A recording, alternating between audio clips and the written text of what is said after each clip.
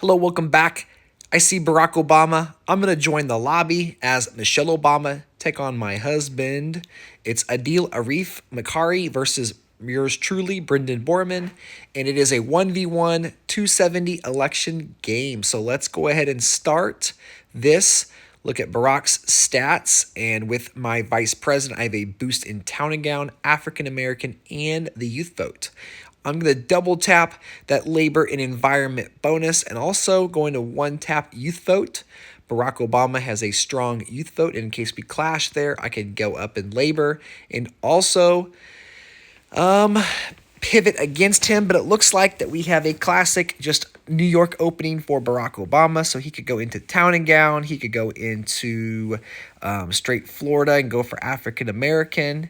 But let's go ahead and defend against his town and gown. So I'm going to open up into Arizona and New Hampshire. I'm also going to continue into labor and environment. So that will unlock that bonus for me.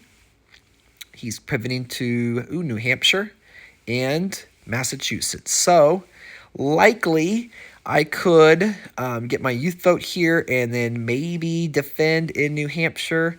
It's not worth going up in New York.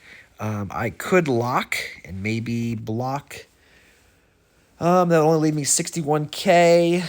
Do I go for it? Let's see. He's got to go up one pip in New York, one pip in Massachusetts, and oh no, we missed our turn. So we're gonna zero spin. That's not good.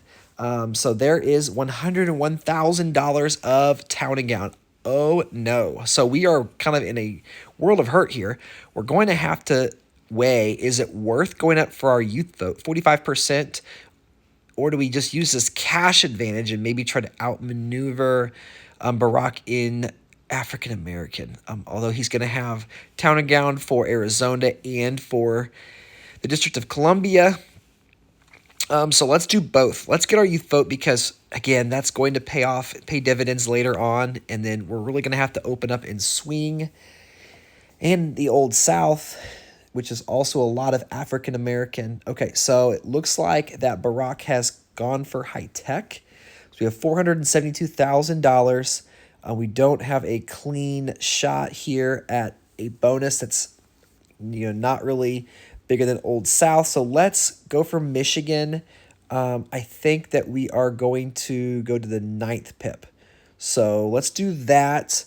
That'll give us enough cash here to also open up into Pennsylvania. That will prevent her from getting the high-tech bonus. We did clash in quite a few high-tech states. So let's dangle the carrot. Let's leave Michigan for one turn, and then let's go up and see. We can't get Virginia. We need to get another state here for swing. So maybe it's not the best time to go for swing states. Maybe we're going to have to low spend. So let's take away Florida, take away North Carolina. We have 15 seconds. We do not want to super duper low spend again. Maybe we could just take away Pennsylvania and prevent the high-tech bonus in case he does something crazy and goes for Michigan. We'll save the extra 48K. He's going to use his town and gown money in Arizona, and then I'm skipping the rest because we don't have time. It's a 1-minute timer, and it looks like he expanded over to California. So now we can go up in Florida. We can go up in Georgia, North Carolina, and then I've got, a little bit short in Michigan. I can't lock it. Do I risk it one more turn, or do I just not go up in North Carolina and lock Michigan? Let's go ahead and just one pip Nevada. So we're gonna hope one more turn that Michigan survives. So it looks like he went up and got high tech. So it looks like he did not go in Michigan. Okay, so I've got Iowa, Wisconsin, Michigan, North Carolina, and then I've got not enough to double tap Texas. Let's just single tap it. And then, Pennsylvania's good. We'll use the extra swing up in Wisconsin. And then, we should have gone one more oil and gas state, Colorado and New Mexico, but I panicked. Looks like he stole Michigan. No. What? I thought I locked that. Well, I've made two big mistakes this turn. The first one was zero spending early on and then not locking Michigan. So sometimes mistakes happen. Let's see if we can overcome this. Now I can use my swing state money, go up in Iowa and Wisconsin, going to open up in Wyoming to give myself a path to the oil and gas, as well as go up in the remaining African American states I'm not in. The good thing is, even though Barack is kind of taking advantage of some of my mistakes, Town and Gown and High Tech, he's not pivoted to Latino. I don't have any pressure in Florida. Let's go ahead and lock Pennsylvania and then go up in the oil and gas as well as Texas. That should give me ag. It should give me manufacturing.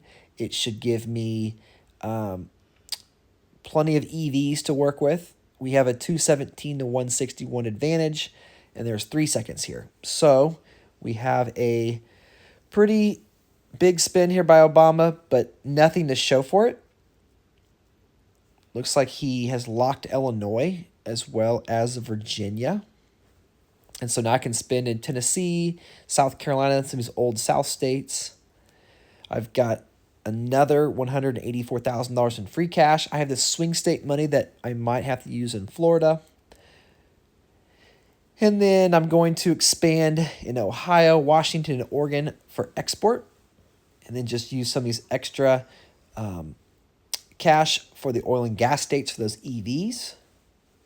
Again, this probably is not going to be a blowout by any means, but again, I'm already up to 255 electorals. And okay, so he flipped Maryland, got the African American bonus, and so we are probably just going to push for a ballot here. So 2 pips in every single open state. I have enough free cash to do that. I don't see Obama blocking that. Now, if he does, then will have a chance to flip some of these AA states in the Old South with that big African American bonus. So let's see how this goes. I'm going to go ahead and skip so I can see the quick turn. No bonuses change hand. There's a ballot, so we were able to push that. He forced some competition in New Mexico, Colorado, Wisconsin, Ohio. Instead of blocking every state, I'm going to choose a couple states that have higher EVs and bonuses that Barack has. So I'm definitely going to block Connecticut. I'm going to go ahead and just forfeit Washington, try to flip some of these oil and gas states that he has.